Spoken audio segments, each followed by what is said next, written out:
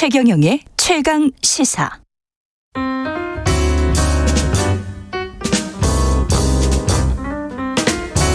네, 더 나은 미래를 위해서 오늘의 정책을 고민합니다. 김기식의 정책 이야기 식센스, 김기식 더 미래연구소 소장님 나와 계십니다. 예, 안녕하세요. 안녕하세요. 예, 다주택자 양도세 완화, 1가구 1주택자 양도소득세 비과세 기준금액은 12억 원으로 올린다. 이거는 예, 그러니까 뭐 이제 다주택자가 아니고 1가구 1주택인 사람에게 요거는 통과됐고, 양도소득세를 물리는 기준을 9억에서 12억으로 올려서, 그러니까 쉽게 얘기해서 주택 가격이 12억 이하는 양도소득세 얼마가 생기든 과세하지 않겠다는 건데요. 이거는 공시가 12억이니까. 예, 근데 이제 이거는 시가는 한 17, 18억 될 겁니다.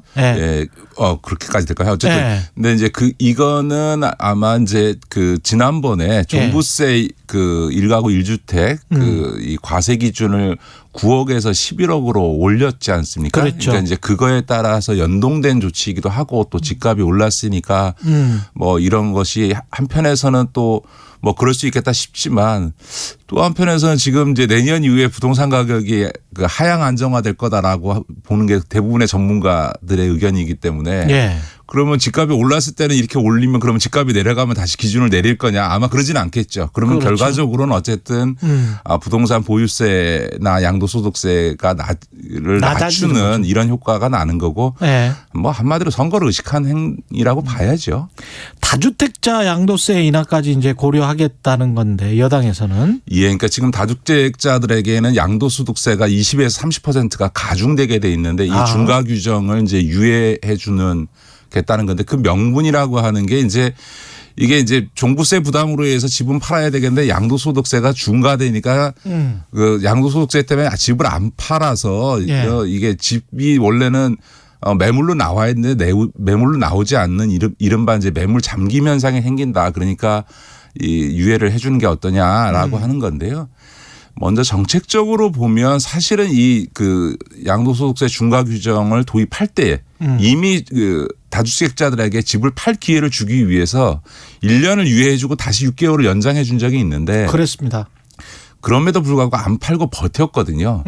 더군다나 지금 대선을 앞두고 윤석열 후보는 지금 종부세 1가구 1주택까지 지금 면세하겠다고 하는 이런 마당이니까 뭐 양도세 중과 뭐 1년 유예 정도 해준 거 가지고는 뭐 대선만 지나면 어차피 바뀔 거 하면서 집 안 팔죠. 다시 말해서 양도세 중과를 유예해 주는 가장 큰 목적인 이제 집을 팔 기회를 주겠다는 건데 다주택자들이 집을 팔 리가 없기 때문에 정책적으로는 아무런 효과가 나타나지 않을 거다.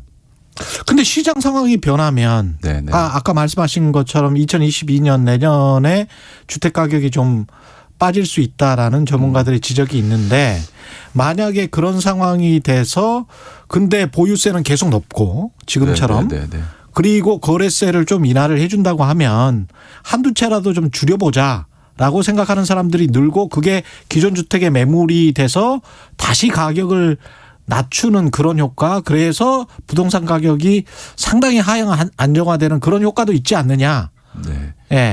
그게 뭐 예를 들어서 양도소득세 중과 유예를 해줘봐야 1년 해주는 거거든요. 그런데 지금부터 앞으로 1년 사이에 집값이 그렇게 드라마틱하게 떨어진다는 거는 상상하기가 어려운 거고 더구나 그 대상이 대부분 강남 등에 이제 몰려 있는 상태에서 더군다나 그런 곳이 1년 안에 집값이 폭락하거나 이럴 가능성은 없는 거죠. 더군다나 아까도 말씀드렸던 것처럼 이게 대선 시기만 아니어도 모르겠는데 대선 시기가 돼 있기 때문에 이미 서로 너도 나도 지금 감세 공약하고 나오는 마당인데 뭐 버티면 어차피 종부세 부담 완화될 거다라고 하는 이런 생각들을 하게 될 거고요. 그래서 그런 점에서 보면 이게 정책적으로 소위 양도세 중과 유예가 부동산 매물이 나오게 하는 정책 효과는 없는 반면에 오히려 봐라 버티니까 이렇게 세제가 후퇴한다라고 하는 사인이 돼서 정책의 일관성이 무너지면서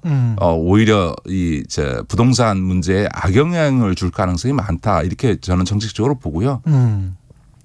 정무적으로도 민주당이 이렇게 가는 게 과연 현명하냐에 대해서는 되게 극히 회의적입니다. 예를 들어서 부동산 다주택자들이 양도세 중과를 유예해 준다고 해서 갑자기 돌아서서 민주당을 찍어줄 리도 없는데 정치적으로 본다고 하더라도 찍어줄 리는 없고 오히려 얼마 전에 그 1가구 1주택 관련된 윤석열 후보의 이 종부세 면세 주장에 대해서 MB식 부자 감세다라고 막 비판해 놓고 이제 와서 본인들이 거꾸로 이런 양도세 중과 유예를 하겠다고 나서면 어제 한 말하고 오늘 한 말하고 달라지는 뭐냐라고 하는 소위 전통적 지지층이나 조금 소극적이지만 진보적 지지층에서는 일관성을 잃었다고 또 비판받으면서 또 표를 잃어버리는 그래서 그러니까 다주택자한테는 표를 못 가져오고 네. 그동안 문재인 정부가 취해왔던 이런 부동산 세제 정책을 지지해왔던 사람들한테는 신망감을 주는 결과를 낳기 때문에 그러면 1가구 1주택자라도 네. 양도세를 점차적으로 완화시키는 어떤 대책을 더 내놓는 아니 아까 말씀드렸던 것처럼 그 1가구 1주택자에 대해서는 네. 지금 12억까지 공시지가 기준 12억까지는 아예 비과세입니다. 예. 그러니까 지금 1가구 1주택자는 논란이 안 되고요. 지금 문제가 되는 것은 이제 다주택자에 대한 중과 규정 때문에 지금 문제가 되는 거죠. 예, 알겠습니다. 정부 입장도 비슷한 것 같습니다. 홍남기 부총리 겸 기획재정부 장관이 감세 정책이 부동산 시장을 오히려 자극할 것 같다. 우려한다. 그래서. 예, 저는 예.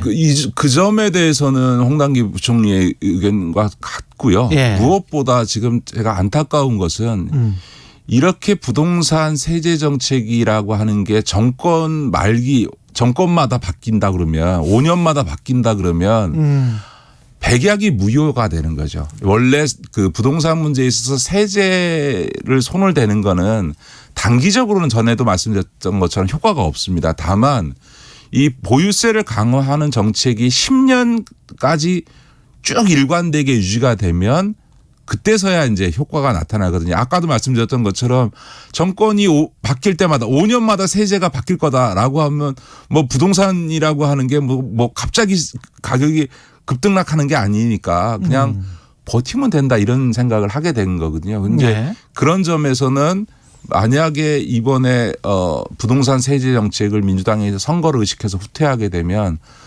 그동안 부동산 투기로 돈을 벌어왔던 사람들이나 다주택자들은 봐라 우리가 현명했다.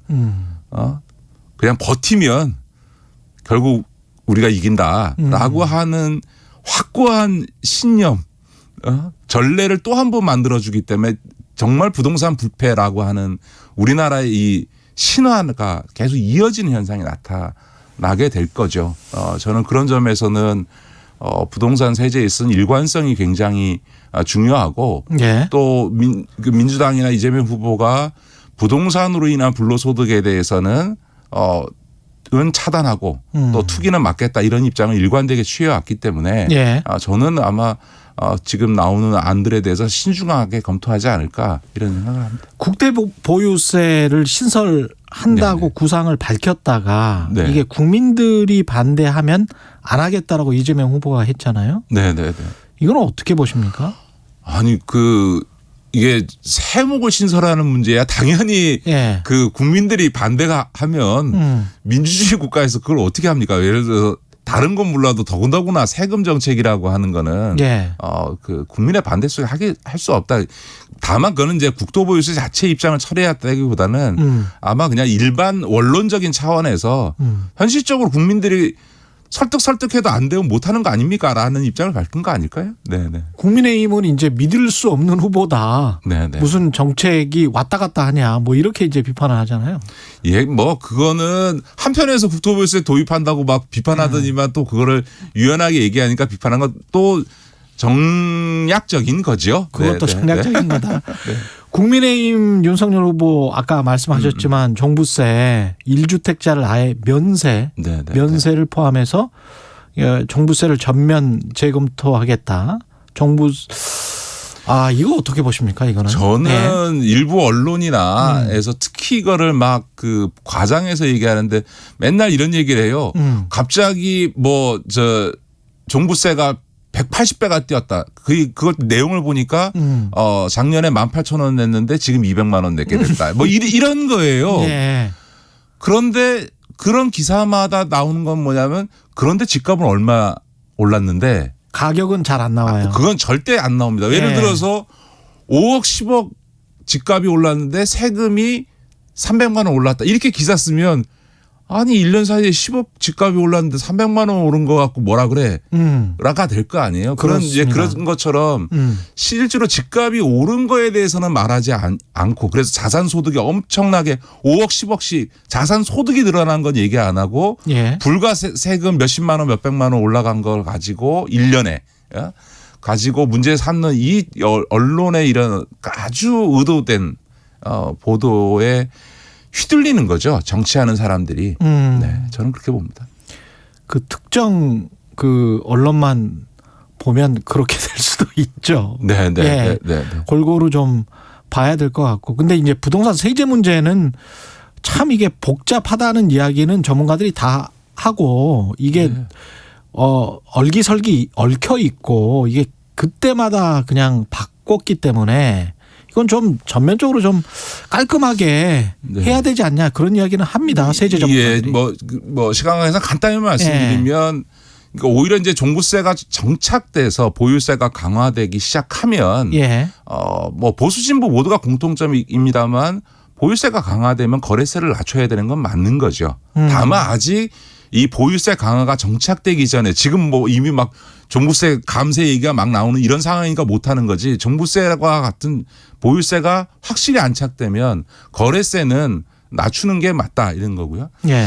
두 번째로 종부세와 관련해서도 저는 가장 크게 오히려 검토한다면 그 금액과 상관없이 주택 수를 가지고 일률적으로 이 종부세를 다주택자를 규정하다 보니까 이른바 강남의 똘똘한 한 채 몇십억 가진 사람이 내는 세금보다 지역에 있는 분들 지역에 이제 맞아요. 소위 네.